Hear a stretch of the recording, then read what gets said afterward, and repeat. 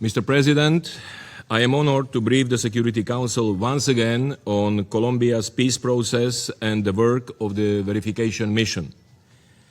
It is a pleasure to be here today with Leonor Salabata, the permanent representative of Colombia to the United Nations. The cooperation the verification mission has enjoyed since its very establishment from the successive governments in Colombia has been essential to enabling it to perform the role mandated by this Council to advance peace and security in the country. We meet today just weeks after the conclusion of presidential elections and less than a month from the inauguration of President-elect Abelardo de la Espriella. Before turning to the peace process, I wish to acknowledge the significance of the democratic exercise just concluded by the Colombian people and the independent institutions responsible for the electoral process. Despite acts of violence and tensions in the run-up to the voting, it was gratifying for the verification mission to participate in various mechanisms that kept vigilance over the security environment for the carrying out of the elections. Through both rounds of the election, voting was conducted in a peaceful and orderly fashion.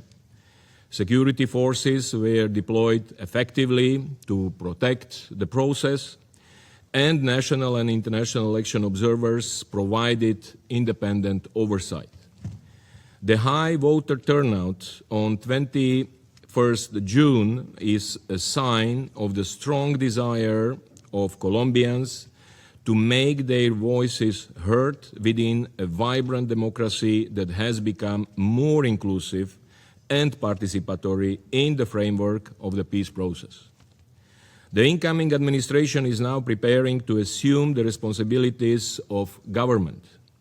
This will be the third administration elected since the signing of the peace agreement of 2016 to inherit both the responsibility for its implementation and the opportunity that this represents. While much work is still needed to fully realize its aims, the agreement has laid essential groundwork for establishing lasting peace and security. Its continued, even accelerated implementation remains fundamental for Colombia's present and its future.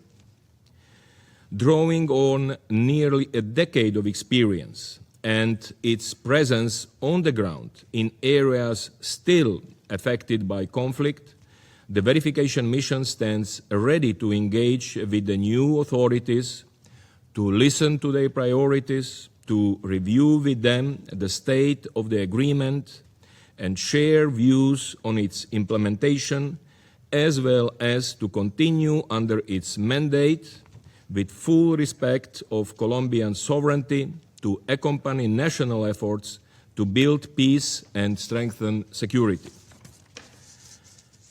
Part of building peace in a society fractured by conflicts is adopting a spirit of tolerance and coexistence that recognizes political differences as legitimate and favors dialogue. Unfortunately, the days since the election have been marked by continued heated rhetoric and political confrontation, causing even the suspension last week in the customary handover process, or empalme in Spanish, for exchanging information between the outgoing and incoming teams. In this context, I reiterate the call by the Secretary General in his report for Colombians, and particularly their political leaders, to act with responsibility in this period to reduce tensions after such a polarizing election. Maintaining respectful channels of communication is essential. The Congress, which will begin a new 4-year period on 20 July, can play an important role in enabling cross-party dialogue where different opinions can be reflected, issues debated, and problems resolved. Mr. President, distinguished members of the Council, security was among the chief concerns of the Colombian electorate. There was intense debate about the impact of recent peacemaking initiatives with armed groups, given limited results and concerns that the groups took advantage to further expand their reach, thereby worsening the security situation in various regions. Appropriate lessons should be drawn and applied in the future. At the same time, as Secretary General states in the latest report, it is important to remember that the security challenges in the regions still affected by conflict have deep and multifaceted roots. Overcoming them will require holistic solutions that are precisely those called for under the peace agreement of 2016. As the Secretary General has also emphasized, complementarity can be achieved between security actions focused on the protection of vulnerable communities, strengthened presence of state institutions, and peace-building policies. The ongoing violence between armed groups and criminal organizations for control over strategic routes and illicit economies is enabled by long-standing security, governance, and development vacuums that must be overcome for lasting stabilization of these areas. The areas where violence is most acute today are precisely those where implementation of the agreement and presence of state institutions has been insufficient. Conflict-affected regions, such as Catatumbo and Cauca, where the mission is present on the ground and able to help provide a bridge between local actors and authorities, are cases in point. Not only have they suffered for decades the consequences of war and the lack of a comprehensive state presence, but these conditions have also worsened over the past few years. The dire situation in Catatumbo was described to me recently in a meeting of local ombudspersons. Although special development plans for Catatumbo were announced after an upsurge in violence last year, conflict among armed groups has continued and intensified with changing methods of warfare, such as the use of drones. Breaking these recurrent cycles of violence requires that the central government fulfills the promises it makes of increased attention and better coordinated responses to meet the needs of these regions. We denounce the armed groups' continued threats and violence against civilians, the recruitment and use of children, kidnapping of persons, and other actions that have led to confinement and displacement. A new incident was reported last week in Lopez de Micay, in Cauca. We join in the call of the Ombudsman for the release of 8 persons who remain detained allegedly by an armed group after an incursion that forced 70 families to flee their community. The mission stands ready to continue to facilitate the release of persons held against their will in Colombia.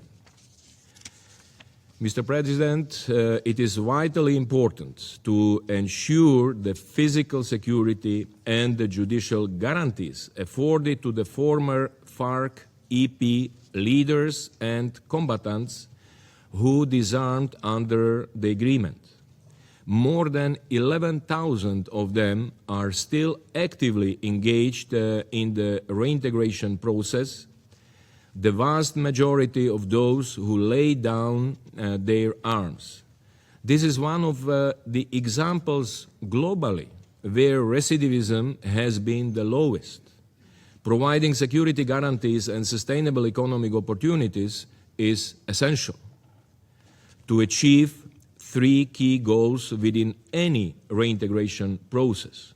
First, to mitigate attempts at recruitment by armed groups. Second, to enable former combatants to consolidate their place as citizens.